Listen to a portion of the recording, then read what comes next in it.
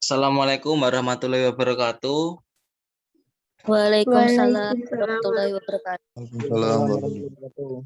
Karena sudah jam 10, maka saya akan mulai presentasinya.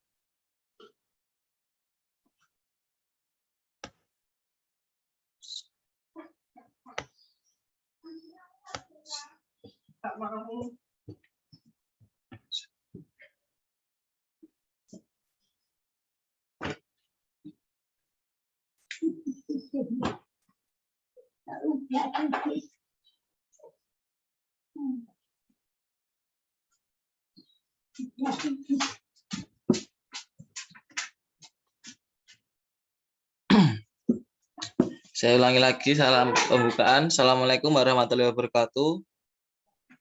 Waalaikumsalam warahmatullahi wabarakatuh. Kami dari kelompok 7 yang beranggotakan Nanda Anggraini,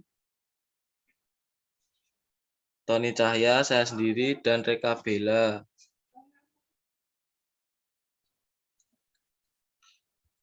Kami akan mempresentasikan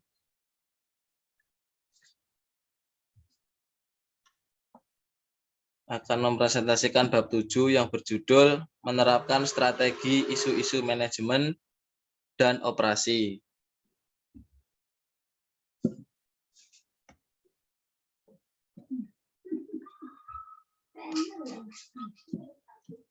Pertama, hakikat penerapan strategi. Perumusan strategi yang berhasil tidak menjamin penerapan strategi juga berhasil. Penerapan dan perumusan dan penerapan strategi berbeda dalam hal-hal berikut. 1. Perumusan strategi memposisikan kekuatan sebelum tindakan. 2. Penerapan strategi mengelola kekuatan selama tindakan. 3. Perumusan strategi berfokus pada keefektifan. 4. Penerapan strategi berfokus pada keefisienan. 5. Perumusan strategi terutama merupakan proses intelektual. 6. Penerapan strategi terutama merupakan proses operasional. 7. Perumusan strategi membutuhkan keterampilan intuitif dan analitis yang bagus. Perspektif manajemen. Para manajer divisional dan fungsional sejauh mungkin dilibatkan dalam aktivitas perumusan strategis. Begitu pula sebaliknya, para penyusun strategi harus sebisa mungkin dilibatkan di dalam aktivitas penerapan strategi. Isu-isu utama manajemen bagi penerapan strategi meliputi penetapan tujuan tahunan, pembuatan kebijakan alokasi sumber daya, perubahan struktur organisasi yang ada, restrukturisasi dan rekayasa ulang, perbaikan program penghargaan dan insentif, minimalisasi penolakan terhadap perubahan, pengenalan manajer pada strategi, pengembangan budaya yang mendukung strategi, adaptasi proses produksi atau operasi, pengembangan fungsi sumber daya manusia yang efektif, dan jika perlu pengurangan karyawan. Tujuan tahunan. Tujuan tahunan penting bagi penerapan strategi karena 1. Merupakan landasan untuk alokasi sumber daya. 2. Merupakan mekanisme utama untuk mengevaluasi manajer. 3. Merupakan instrumen utama untuk memonitor kemajuan ke arah pencapaian tujuan jangka panjang. 4. Menetapkan prioritas organisasional, divisional, dan departemental.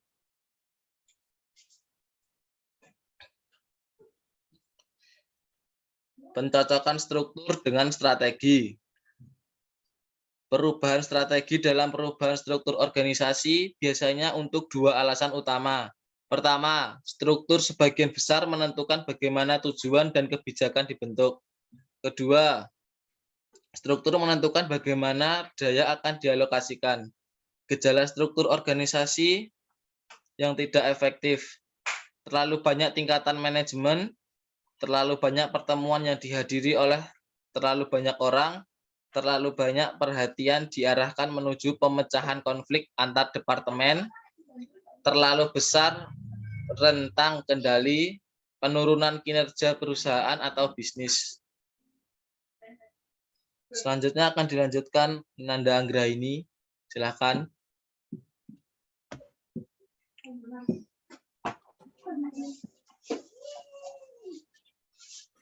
Selanjutnya ada struktur fungsional. Dibedakan menjadi dua. Ada advance dan disadvance. Yang pertama, advance itu meliputi sederhana dan murah. Yang kedua, mengkapitalisasi pada spesialisasi bisnis kegiatan seperti pemasaran dan keuangan. Yang ketiga, meminimalkan kebutuhan untuk pengendalian sistem yang rumit. Yang keempat, memungkinkan untuk pengambilan keputusan yang cepat. Disadvantage. Yang pertama, akuntabilitas dipaksa ke atas. Yang kedua, pendelegasian wewenang dan tanggung jawab tidak didorong. Yang ketiga, meminimalkan pengembangan karir. Yang keempat, rendahnya moral karyawan dan manajer. Kelima, perencanaan yang tidak memadai untuk produk dan pasar. Yang keenam, menghasilkan pemikiran sempit jangka pendek. Dan yang terakhir, menyebabkan masalah komunikasi. Next.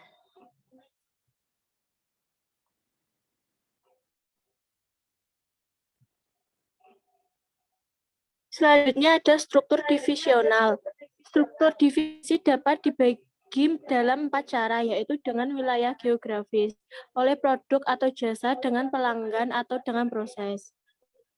Yang pertama, struktur divisi berdasarkan wilayah geografis yang sesuai untuk organisasi yang strategis perlu disesuaikan agar sesuai dengan kebutuhan dan karakteristik pelanggan di wilayah geografis yang berbeda.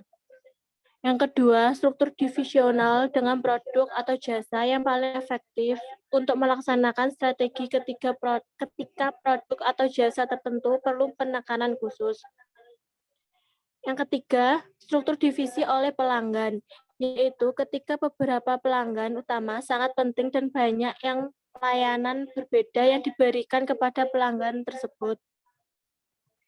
Yang keempat, struktur divisional dengan proses ini mirip dengan struktur fungsional, karena aktivitas diatur sesuai dengan cara kerja yang benar-benar dilakukan. Next.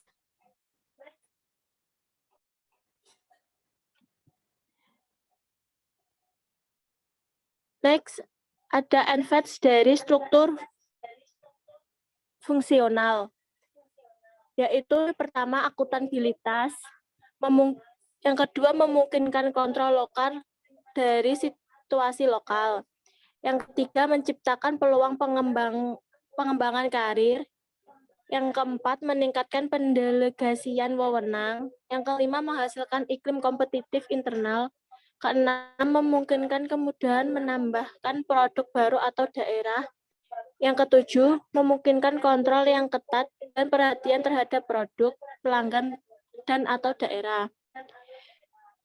Disadvantage. Yang pertama, bisa mahal. Kedua, duplikasi kegiatan fungsional. Yang ketiga, membutuhkan tenaga manajemen terampil. Keempat, membutuhkan sistem kontrol yang rumit. Yang kelima, persaingan antar divisi dapat menjadi begitu intens untuk menjadi disfungsional. Yang keenam, dapat menyebabkan keterbatasan ide dan sumber daya. Yang ketujuh, beberapa daerah produk pelanggan dapat menerima perlakuan khusus. Next.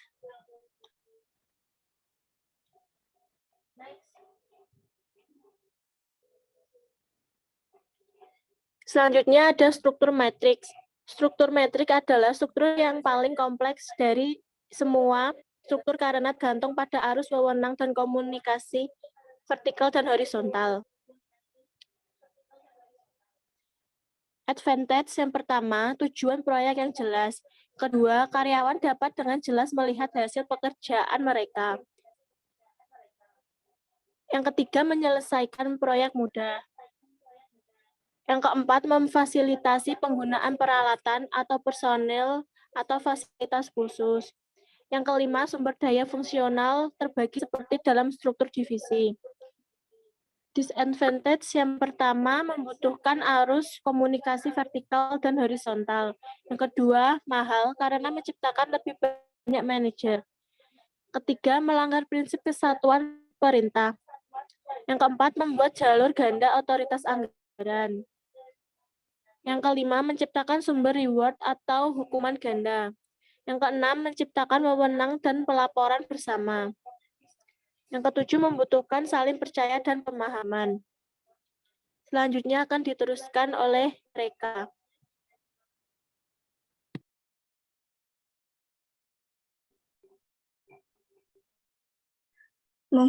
Menghubungkan kinerja dan gaji dengan strategi. Hubungan antara kinerja dan gaji dengan strategi tidak memiliki keterkaitan. Karena sistem pengajian dalam perusahaan telah ditetapkan berdasarkan aturan yang telah dibuat oleh perusahaan. Tetapi dalam pemberian gaji biasanya perusahaan memberikan kompensasi kepada setiap individu di dalamnya. Kompensasi sendiri berfungsi sebagai strategi atas dasar meningkatkan kinerja masing-masing individu di perusahaan. Richard Burns, CEO dari EDC, mengatakan bahwa sistem penilaian berdasarkan hubungan timbal balik dan perbedaan kinerja harus dimulai, yaitu sistem yang sering disebut pemeringkatan orang. Perusahaan yang tidak membedakan kinerja tiap karyawan akan beresiko kehilangan orang-orang terbaik. Next.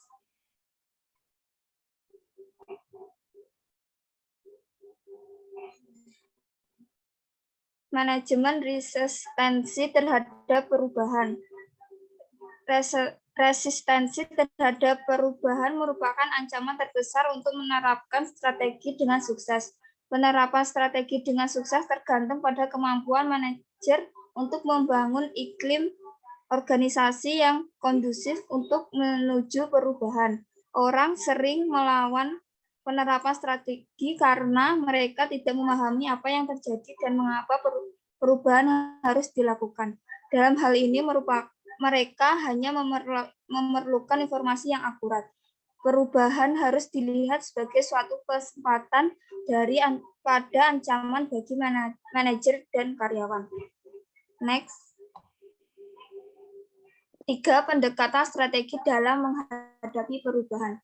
Strategi perubahan paksa yaitu dengan memberikan penawaran secara paksa. Keuntungan strategi ini adalah cepat dalam tindakan, namun kekurangan adalah rendahnya komitmen dan tingginya perlawan.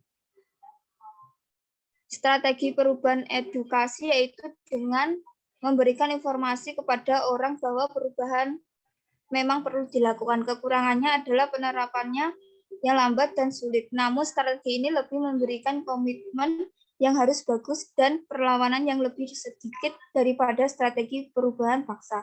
Strategi perubahan rasional yaitu dengan menjelaskan kepada seseorang bahwa perubahan adalah untuk keuntungan diri mereka juga. Penerapan strategi relatif mudah. Namun penerapan perubahan jarang berhubungan dengan keuntungan setiap orang. Next. Strategi perubahan rasional paling diinginkan sehingga pendekatan ini sedikit untuk dilakukan pengujian lebih lanjut. Strategi perubahan rasional mempunyai 4 langkah.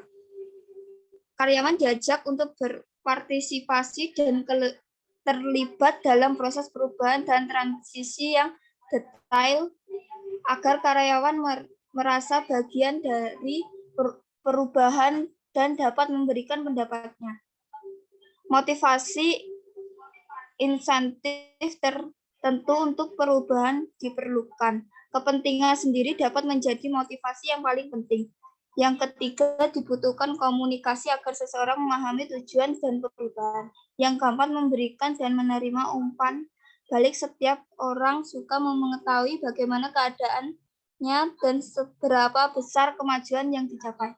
Next. Selanjutnya akan dipresentasikan oleh Tony.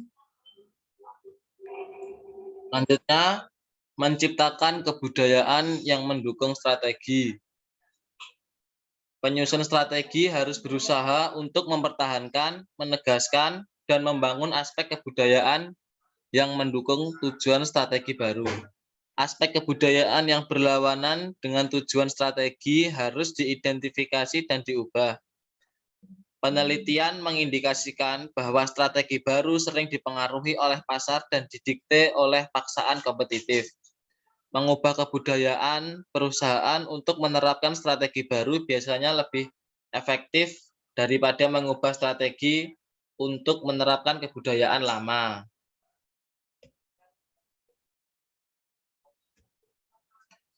Perhatian pada produksi atau operasi dalam menerapkan strategi.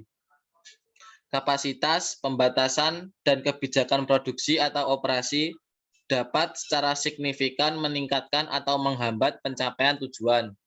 Bagian terbesar dari proses penerapan strategi ada di bagian produksi karena proses produksi biasanya melibatkan 70% dari total aset.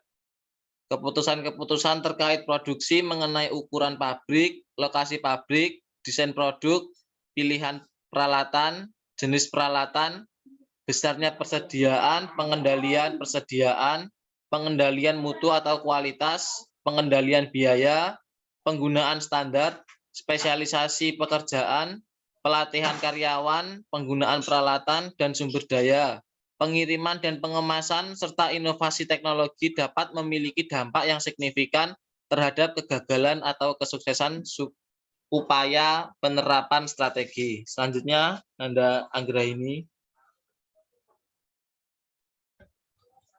Selanjutnya ada beberapa faktor yang diperhatikan sebelum menempatkan fasilitas produksi. Yaitu pertama mencakup sumber daya utama. Yang kedua tingkat upah buruh. Yang ketiga biaya transportasi. Keempat lokasi pasar besar. 5 risiko politik. Dan yang terakhir ketersediaan karyawan terlatih. Next.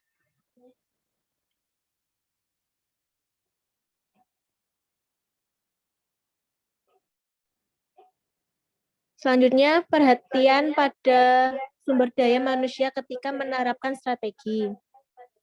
Tugas manajer personalia berubah dengan cepat ketika perusahaan melakukan perampingan dan reorganisasi.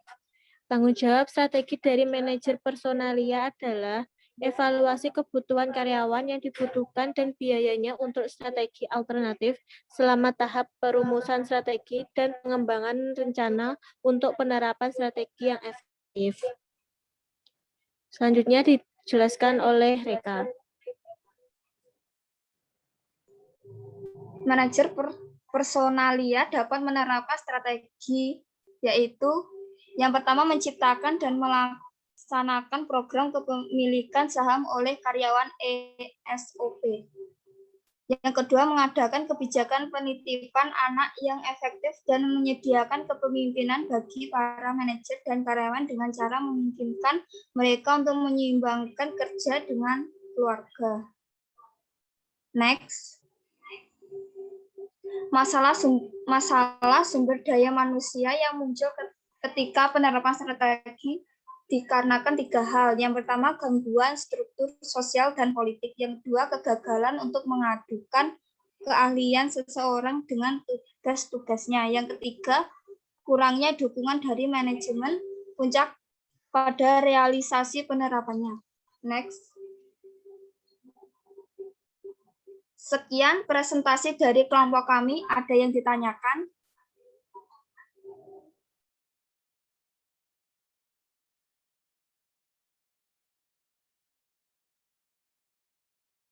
Saya Nanda Arista Putri izin bertanya.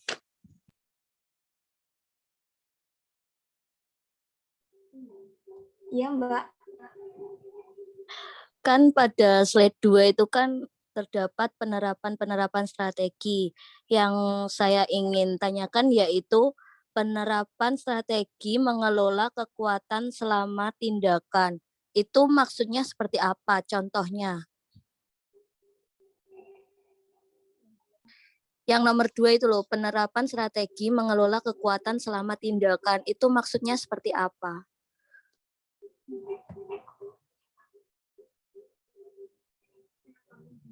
Bisa dipahami?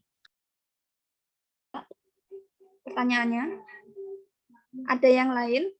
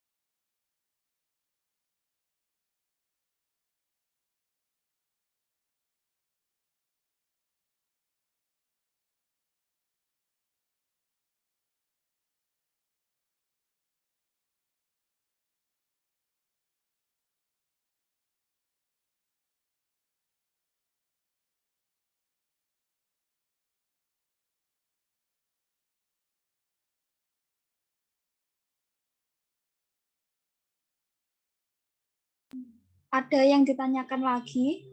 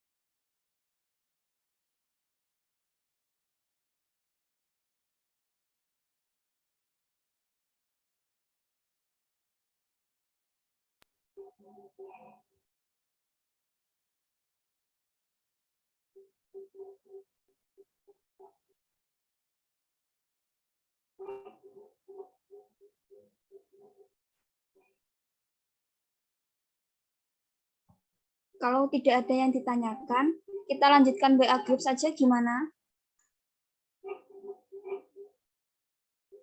Iya. Ya udah kalau gitu saya bubarkan.